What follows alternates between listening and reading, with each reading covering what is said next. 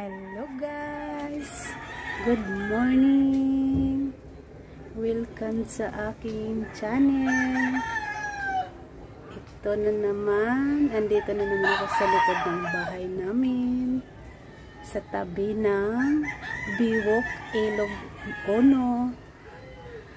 Yan ang tawag ko dito sa likod namin. Ang munting Biwok Ilog ng Kahilom Ono. Pipitas lang ako guys ng alubati para ihalo sa lutuin kong gulay para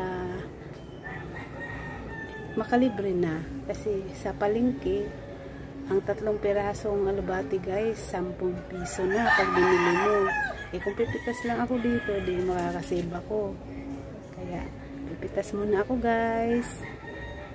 Ika pala guys, sa hindi pa naka-subscribe sa aking channel, please subscribe at i-like or share din guys kung nagustuhan nyo yung aking video, at i-click din ninyo yung bell button para po ma-update kayo sa aking mga next video. Okay guys, pipitas na ako para may gulay nang ihahalo sa aking lutuing ulam.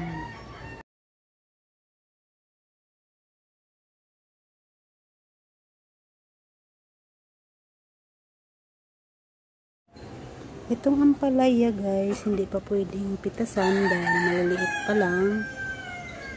Tapos ito ring papaya oh. Ang tataba na ng papaya na tinanim namin. Mayroon pang bagong tubo. Ayan siya. Okra yan siya guys. Tinanim din ng kapitbahay namin. Kami kasi dito ang nagtatanim. Sa tabi lang po ng ilog. Ayan po. Kaya ngayon, pipitas ako dito sa alubati. Kasi ihalo sa gulay. Ayan po oh. Ang taba na niya guys. Yan, ang daming dahon.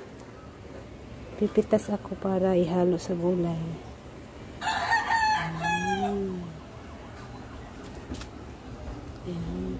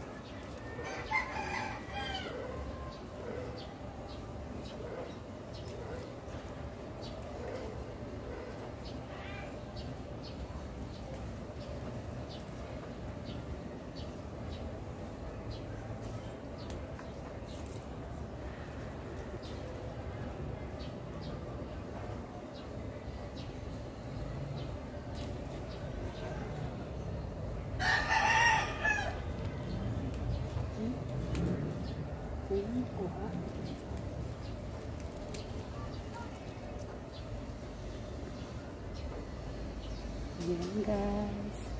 Ayan, bibili na lang ako ng malunggay at saka kalabasa. Idagdag nito para mas masarap yung gulay na lutuin ko. Guys, ang napitas ko alubati. Ayan po. Bibili ako ng malunggay at kalabasa sa palengke at saka okra at sitaw. Yun ang ihalo ko dito. Tapos magprito na lang ako ng isda. Yun ang isusubak ko para masarap ang aming tanghalian. Punta ko ngayon sa palengke guys.